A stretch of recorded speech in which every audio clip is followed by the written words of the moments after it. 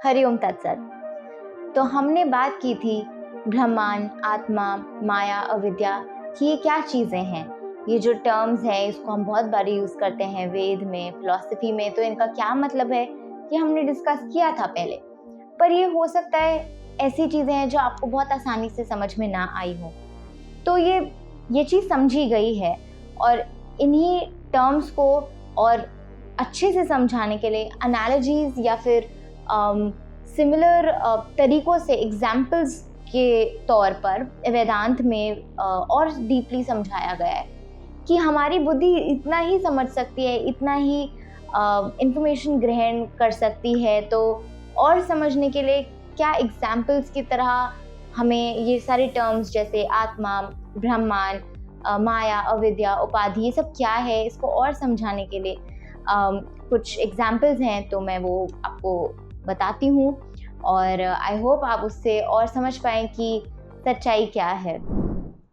तो एक बहुत कॉमन एग्जाम्पल के तौर पे जो ब्रह्मांड है उसको एक लाइट के रूप में देखा गया है। तो एक एनालॉजी या एक एग्जाम्पल यूज़ किया गया है, जैसे अगर आप एक लैम्प है, लैम्प को लेते हैं और उसको ढक देते हैं, तो आप मानिए कि आपने 3 लेयर से ढका है या इस तरीके से ढका है जब आपको बिल्कुल कोई लाइट नहीं दिखती है।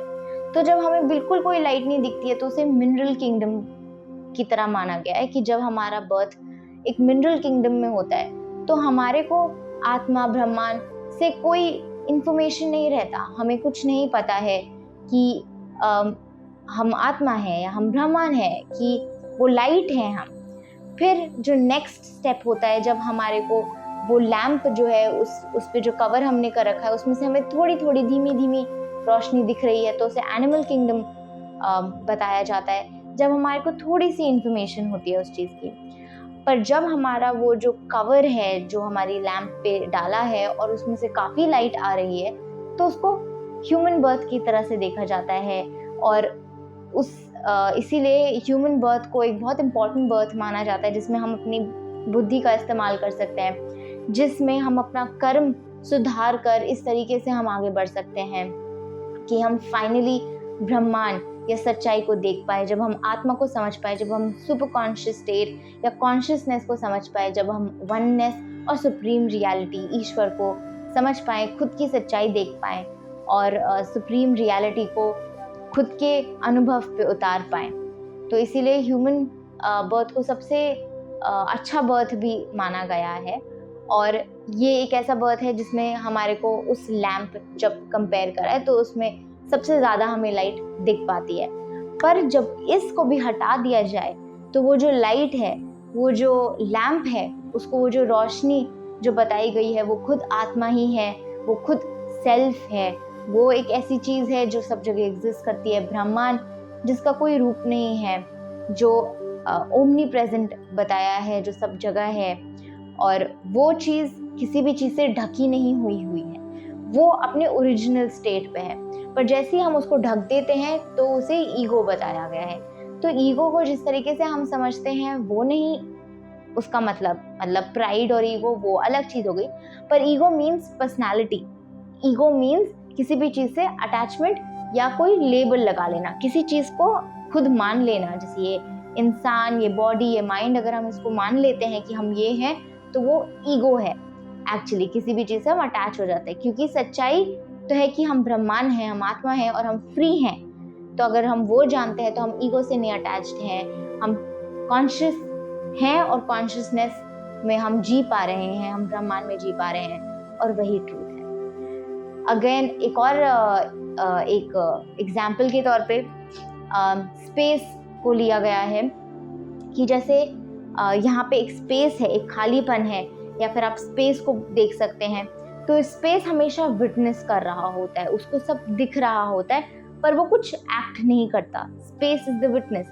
उसी तरीके से यही ब्रह्मांड है, ब्रह्मांड आत्मा सिर्फ विटनेस कर रही है, वो प्योर कॉन्शियसनेस है, वो प्योर अवेयरनेस है, वो सब जानती है, वो सब देख रही है, वो है, बस है, आई एम जैसे।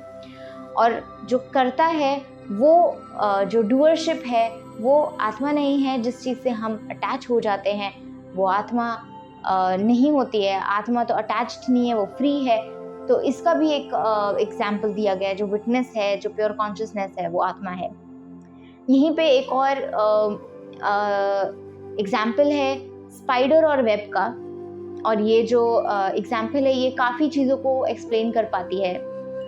तो स्पाइडर जब अपना वेब प्रोजेक्ट करता है, जब अपना वेब थ्रो करता है, तो उसको कंपेयर करा गया है इस क्रिएशन से। तो अगर स्पाइडर को ब्रह्मांड माना गया है, तो हम देख सकते हैं कि स्पाइडर के अंदर में और स्पाइडर के बाहर जो खुद स्पाइडर है, वो जो पूरा मटेरियल है वो बनाता है स्पाइडर, मतलब स्पाइडर का लाइफ और स्पाइडर का बॉडी, तो वो स्पाइडर बनाता है, उसको हम स्पाइडर बोलते हैं, है ना। तो अगर हम उसे स्पाइडर बोल रहे हैं, उसी तरीके से हम ब्रह्मांड को स्पाइडर से कंपेयर कर सकते हैं कि खुद जो ब्रह्मांड जिस चीज से बना है और जो ब्रह्मांड कैरी करता है, जो ब्रह्मांड है, जो ये पूरा संसार, जो यूनिवर्स से भी बड़ी चीज है जो एग्जिस्ट करती है, वो सब कुछ ब्रह्मांड है। जो स्पाइडर की बॉडी है और स्पाइडर के अंदर की चीज़ है, वो पूरी स्पाइडर ही है। उसी तरीके से जो भी सब कुछ है जो उसके अंदर है और जिस चीज़ से भी वो बना है, वो सब कुछ ब्रह्मांड ही है। और जब स्पाइडर अपना वेब प्रोजेक्ट करता है, तो उसको यूनिवर्स या वर्ल्ड बताया गया है, उसे माया बताया गया है। तो उसी तरीके से जो ब्रह्मांड, जो ये वर्ल्ड बना रहा है, जो हमें वर्ल्ड दिख रही है, जो हमें माया दिख रही है, जो भी चीज़ें आसपास हमें दिख रही है, वो सब कुछ एक प्रोजेक्शन है, वो सब कुछ एक माया है। और वो एक ऐसी चीज़ है जो ब्रह्मांड वापस भी ले सकती है, क्योंकि जो स्पाइडर है वो अपना वेब थ्रो करता है और वो वापस भी ले सकता है। उसी तरीके से ब्रह्मांड इस वर्ल्ड को बना भी सकती है और डिस्ट्रॉय भी कर सकती है। तो ये सब जो भी माया है, ये सब इसीलिए इल्यूजन बताया गया है, क्योंकि ब्रह्मांड जो असली जो ट्रूथ है वो उसको बनाती है और ख़त्म करती है। और ये सब एक प्रोजेक्शन है, ये सब एक ऐसी चीज़ है जो खुद ब्रह्मांड से ही निकला है और ब्रह्मांड में ही समा जाएगा।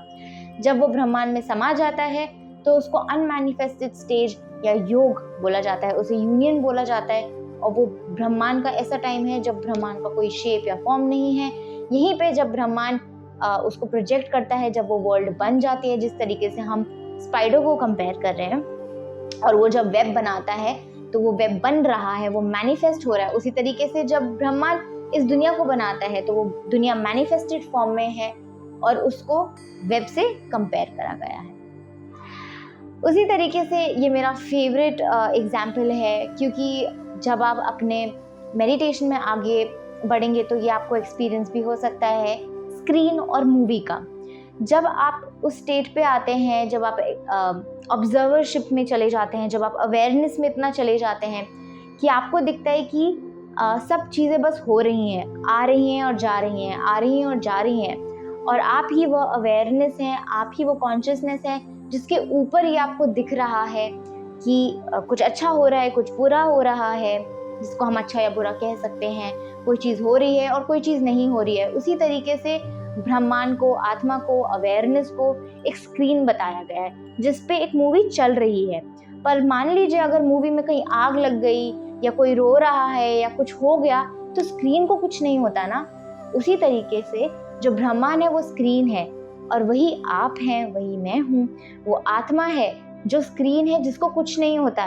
ये जो है बॉडी, ये माइंड है, इसकी तो फ्लक्चुएशंस चलती रहती हैं, इसमें तो मूवी चलती रहती है, पर वो मूवी हम नहीं हैं। आत्मा, कॉन्शियसनेस, वो स्क्रीन को ब्रह्मांड से कंपेयर करा है कि वो अनअफेक्टेड है, उसमें कुछ नहीं बदलाव आता। जो बदलाव आ रहा है वो तो मूवी है, वो तो आती जाती रहती है, वो तो माया है, वो तो माइंड है, उसकी फ्लक्चुएशन है, वो तो बॉडी है जो आती है, जाती है, बदलती है। पर ब्रह्मांड और वो स्क्रीन हमेशा रहता है, उसे किसी चीज़ से कोई फर्क नहीं पड़ता। उसी तरीके से एक और एनालॉजी है एक ग्लास की और उसके आसपास के स्पेस की। तो अगर हम ग्लास देखते हैं तो ग्लास के अंदर में भी जो हवा है या स्पेस है वो उसी तरीके से सेम है जो उसके आसपास है ना। तो जैसे आसपास की जो हवा है और जो ग्लास के अंदर हवा है वो तो सेम ही है। उसी को कंपेयर कराए कि जो ब्रह्मांड है वो आसपास की हवा है, और जो इंडिविजुअल है, जो जीव है, वो ये कप हो गया। तो उसके अंदर जो एयर है वो आत्मा हो गई, है ना। अब वो जो कप है उसकी जो आउटर लाइनिंग है, जो कप का मटेरियल हो गया, उसको उपाधि बोला है, क्योंकि वो उस आत्मा को लिमिट कर रही है ना। वरना तो वो जो एयर है, वो जो आसपास जो एयर है कप के आसपास, वो तो फ्री है, पर वो जो एयर इनसाइड द कप है वो लिमिट हो गई है। तो लिमिट किसने किया है? उपाधि ने। लिमिट किसने किया है? इस बॉडी ने, इस माइंड ने। पर आत्मा तो फ्री है, आत्मा भी वही है जो ब्रह्मांड है, और ब्रह्मांड सब जगह है। तो वो जो आत्मा है जिसको लिमिट कर देते हैं इस बॉडी से, इस माइंड से, उस थॉट से और उस ईगो से कि हम ये हैं, हम वो हैं, हम अपने रोल से आइडेंटिफाई करते हैं, हम अपने काम से आइडेंटिफाई करते हैं, हम अपने कलर, नेम, शेप, हम बहुत सारी चीज़ों से अपने आप को आइडेंटिफाई करते हैं, और वो सब हम नहीं होते, वो सब तो बदलता रहता है। उसी तरीके से ये जो उपाधि है, ये लिमिटिंग बिलीफ या लिमिटिंग एडजंक्ट है, ये सिर्फ माया का पार्ट है, और जब ये चीज़ हट जाती है तो आत्मा और ब्रह्मांड एक हो जाते हैं। तो उसी तरीके से जो जीव है, इसको, जो कप है, वो उसको जीव की तरह माना जा सकता है, और जीव में आत्मा और उपाधि, या फिर आत्मा और लिमिटिंग बिलीफ, आत्मा और जो भी उस कप को लिमिट कर रहा है, उसको जीव के फॉर्म में हम बोल सकते हैं। और जब जीव ये देख लेता है कि वही आत्मा है, वही वो ब्रह्मांड है, तो वो तुरिया या स्टेट ऑफ लिबरेशन में होता है। तो ये बस अलग अलग टाइप के एग्जाम्पल्स थे, ये ऐसे एक्सपीरियंसेस हैं जो हम पा सकते हैं। समाधि या मेडिटेशन जो है हमारे को उस तरीके से ले जा सकती है कि हम ये चीज़ें देख सकते हैं। और योग का एम ही ये है कि हर इंसान इस चीज़ को समझ पाए, इस चीज़ को देख पाए, सच्चाई को देख पाए कि वो कौन है और उसका सच में पर्पस क्या है। और यही है योग का असली एम। आई होप आप ये समझ पाएँ और इसे फॉलो कर पाएँ, अपने लाइफ में उतार पाएँ। Thank you. हरि ओम तत्सत।